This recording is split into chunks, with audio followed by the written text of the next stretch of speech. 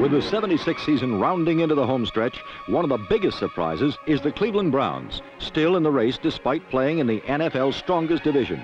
Cleveland's main weapon, Greg Pruitt, was injured last week, so against Philadelphia, Brian Sipe took to the air and further enhanced his starting status by pinpointing 15 of 21 passes for 200 yards and touchdowns to Reggie Rucker and Paul Warfield.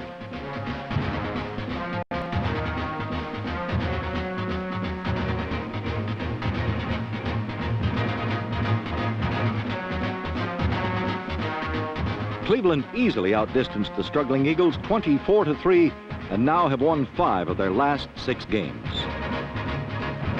In Oakland, Kenny Stabler was intercepted 4 times by the Chiefs, but still threw for 2 touchdowns as the Raiders continued to live and win with the pass. With 1 touchdown to Fred Biletnikoff and another to Dave Casper, Stabler ran his total scoring tosses to 20 tops in the entire NFL.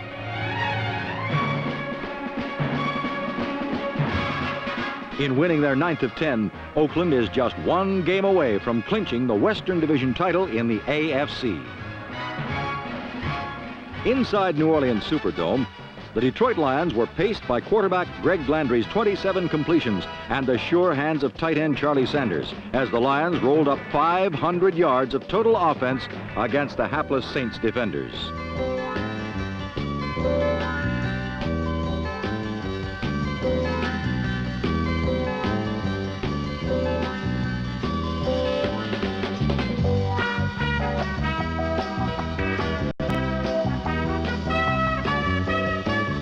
Detroit's defense is #1 in the National Conference and played up to that lofty ranking with only this exception, a 69-yard bomb from Bobby Douglas to Larry Burton.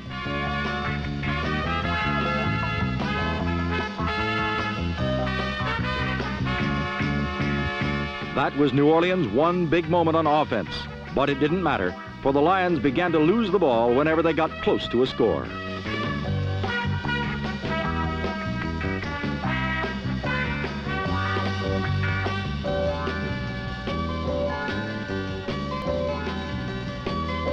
Detroit fumbled 3 times, but one was especially devastating. A poor center snap was fielded by Lion punter Herman Thunder Hands Weaver, who tried to run the ball out of the end zone instead of accepting a safety. Weaver coughed up the ball, which Warren Capone, number 51, gratefully accepted for a weird and winning touchdown. Saints 17, Lions 16.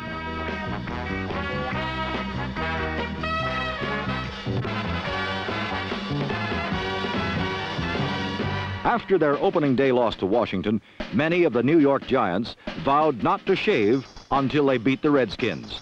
Considering Washington had won 11 straight from New York, their weight and their beards appeared to be a long-term situation. With perennial backup Norm Snead at quarterback and newcomers replacing injured regulars at several key positions, mild-mannered head coach John McVay hardly seemed the candidate to end the hold evangelical George Allen had over the Giants. But with just 4 minutes, 32 seconds left in what was a dead-heated duel between field goal kickers, the battle was decided by the littlest giant of all. 5' 9" Joe Danello attempted the longest field goal of his career, a distance of 50 yards.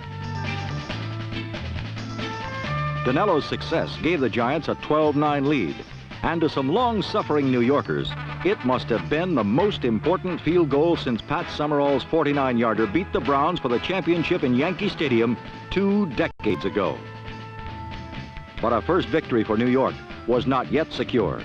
Washington drove downfield with 41 seconds showing. George Allen disdained a chip shot, which would have sent the game into overtime, and had Joe Theismann go for the winning touchdown. From the 7, a blitz by number 53 rookie Harry Carson forced Theismann to hurry his throw, which was picked off by Jim Stanky in the end zone. The longest losing streak in the Giants' 52-year history had ended against New York's fiercest rivals. For the Redskins, any hopes of a playoff berth were gone, crushed by the stunning upset.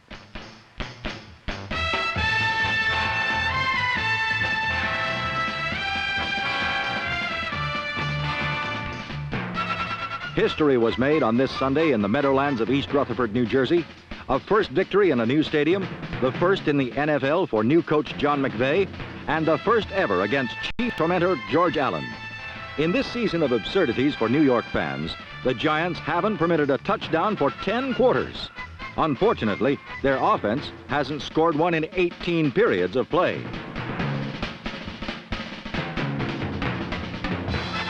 No matter, though their perfect season came to an end, the New York Giants are as they used to be, winners, for 1 week at the very least.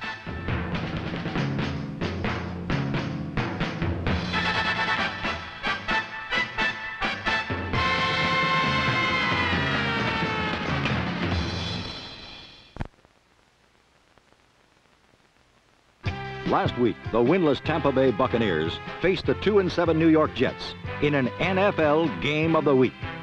Tampa Bay's biggest problem this season has been an almost non-existent offense.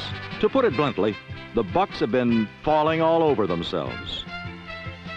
In an effort to find a leader for his offense, Buck head coach John McKay used all three of his quarterbacks against the Jets.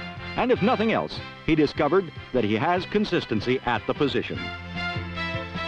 Steve Spurrier has been the Buck quarterback most of this season, but when he failed to move the team, McKay brought in his newest passer, Terry Hanratty. When his newest quarterback couldn't do it, McKay put in his youngest hurler, Parnell Dickinson, whose performance was remarkably similar to Hanratty's. 3 quarterbacks added up to Tampa Bay's 4th shutout in 10 games, and when the Jets saw the problems Spurrier, Hanratty, and Dickinson were having, New York elected to go without a quarterback. Actually, the Jets were going with Joe Namath in shotgun formation, not because Namath needs more time to read defenses or because he has a slow release, but simply because in the shotgun formation, Namath would be better protected.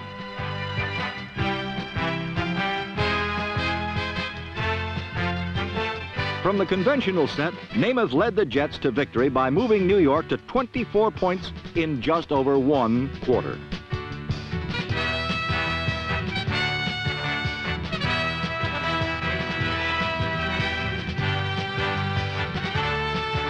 Rookie Clark Gaines' great run began the streak late in the first quarter. When Namath had the Jets safely in front, he retired from further competition, and the only touchdown in the second half was Lou Piccone's 60-yard punt return that concluded a 34-0 beat-up of the Bucs.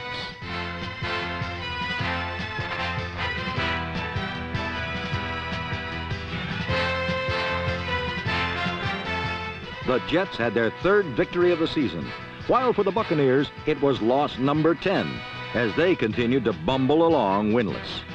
Early in the year, Bart Starr's Packers were having similar problems in execution, but in winning 4 of their last 6, Green Bay seemed to be moving in the right direction. That was up until last week, however.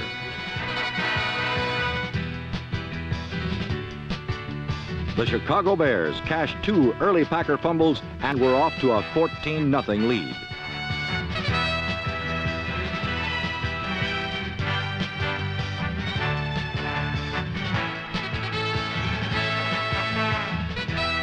But the Pack soon got its execution back, and while the Bears could put no more points on the board, Green Bay began to close in.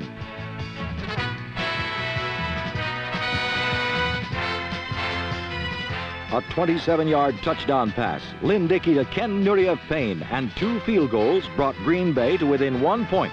But just as the Pack was creeping back, Roland Harper's run clinched the Bears' 5th victory. While Harper had the thrill of the clinching touchdown in a 24-13 Chicago win, his running mate, Walter Payton, flew to his 1,000th yard, the first back in the NFL to soar to that mark this year. The AFC rushing leader, Lydell Mitchell, was not so fortunate, as defense keyed the Patriots' 21-14 victory over Baltimore.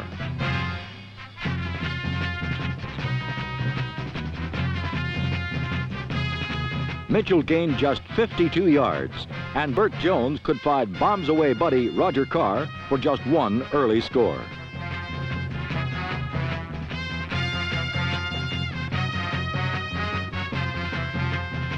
Jones kept trying, but after his early burning, rookie Mike Haynes, number 40, intercepted 2 passes intended for Carr, and the NFL's highest scoring offense could put just 14 points on the board.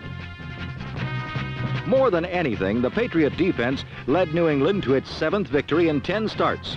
For the Pats got only 21 points, usually not enough to beat Baltimore. The Colts averaging 31 points in their first 9 games.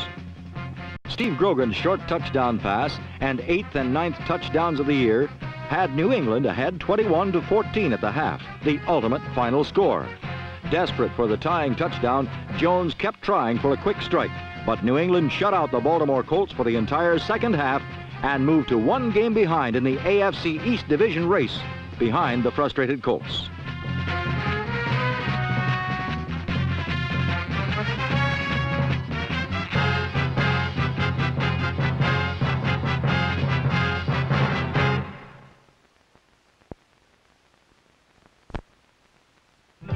Hoping to emulate Sherman's troops on their march through Georgia, the 49ers visited Atlanta last week and opened on a Jim Plunkett to Gene Washington cannonade.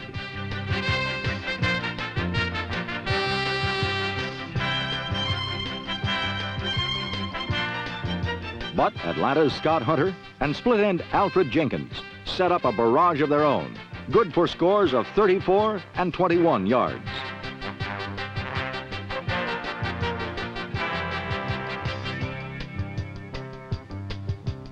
So, despite a less than professional spiking performance on this chilly, rainy day when the no-shows outnumbered those in attendance, the Falcons went on to win their 3rd of the year, 21-16.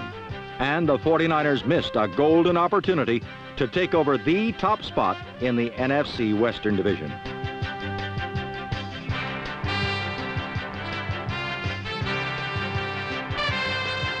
Meanwhile, in the AFC West, Denver's playoff hopes got off to a shaky start.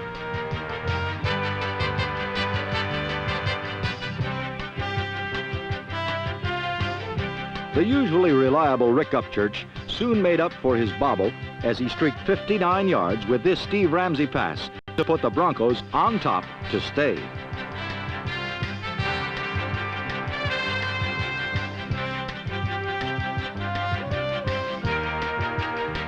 The Denver defense, which has given up the 3rd fewest amount of points in the NFL this season, was true to form as they closed down the end zone and left the Charger air game in a nosedive.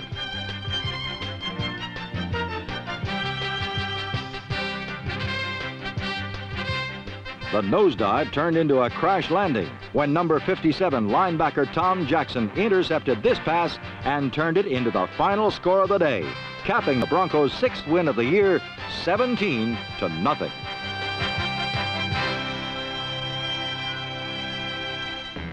Meanwhile, up in Minnesota, Seahawk quarterback Jim Zorn led a surprisingly strong attack to a 7-7 first quarter tie with the Vikings. Despite the usual superlative performances by Chuck Foreman, number 44, and Fran Tarkenton, Minnesota could not breathe easy all afternoon.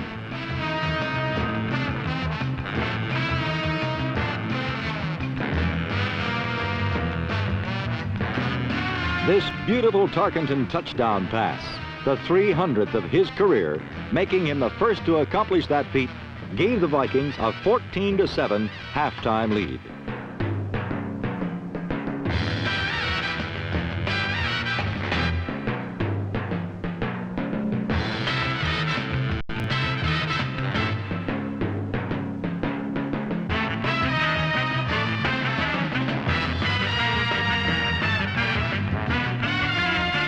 It seemed that Sammy White's catch was just the kind of play designed to break an expansion team's resolution.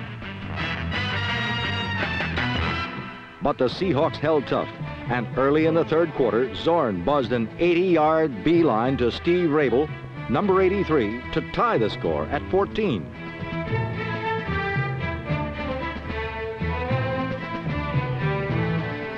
Two Fred Cox field goals lifted the Vikings to a 20-14 lead at the end of the 3rd period. But the fledgling Seahawks remained anxious to try their wings.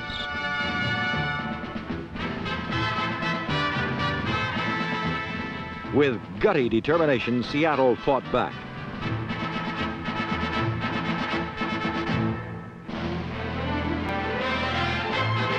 Executing beautifully and looking like anything but a first-year franchise, the Seahawks drove to the Vikings' 7-yard line early in the last quarter.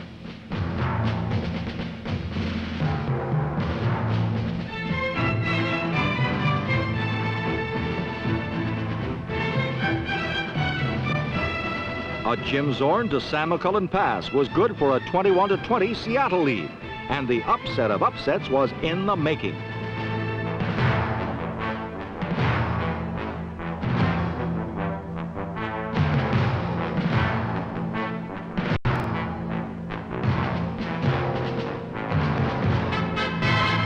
But a cool veteran like Fran Tarkenton is tough to beat, and with less than 5 minutes left in the game, his pass to Stu Voigt ended the Seahawks' dreams of glory 27-21.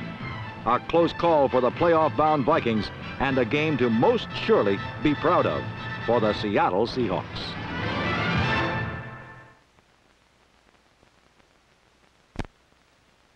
In the Los Angeles Memorial Coliseum last year, the Rams knocked St. Louis out of the playoffs. Number 11, Pat Hayden, was not there last year, but last week, he and Harold Jackson made it look like the same kind of game. The Rams led 14-6 at the half, and then the second half kickoff really put the Cardinals in a bind.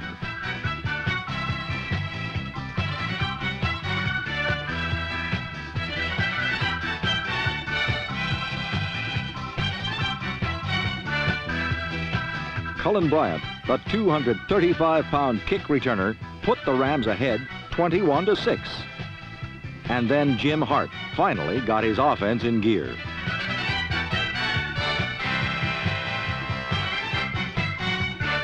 In the second half, Hart hit on 13 of 16 passes, and the Cardiac Cards scored 24 points, just enough to catch the Rams at the gun 30-28 for their third consecutive hair-raising victory.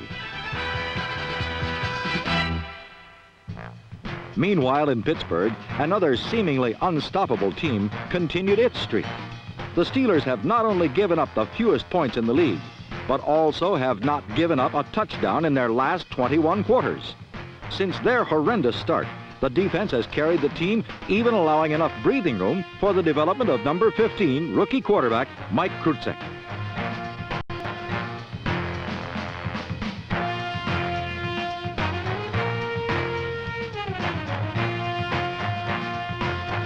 Frank Lewis had stepped on the sideline, but his big play against the Dolphins was one of the key elements for the Pittsburgh offense. The other key element was the NFL's top-ranked running game, featuring Rocky Bleier and Franco Harris, both of whom rushed for more than 100 yards for the second straight week.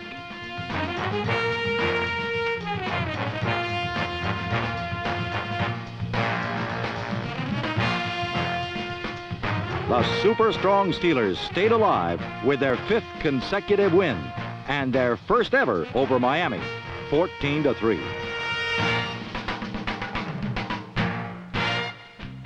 The Cincinnati Bengals are the team the Steelers must beat out to have a chance for the playoffs.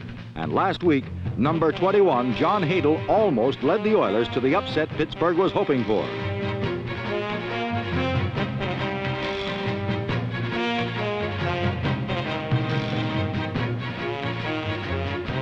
Billy Johnson's catch on 3rd and 27 was the biggest play of the first half, as Houston built a surprising 10-point lead over the first-place Bengals.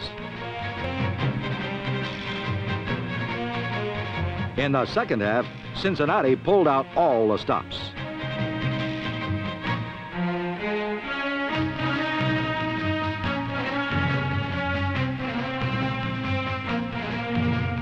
The play had gone from Anderson to Elliott to Curtis to Anderson to Trumpy, and the Bengals were finally off and winging.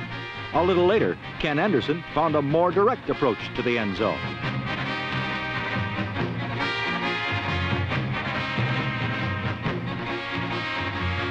One of the world's fastest linebackers, Robert Brazile, caught up with Isaac Curtis and forced him out of bounds. But the Bengals finally went ahead 24-20 in the fourth quarter. And then John Hadl put the Oilers back on top with this pass to running back Ronnie Coleman. But all of this was mere preliminary to the fourth down spectacular, which won the game for Cincinnati.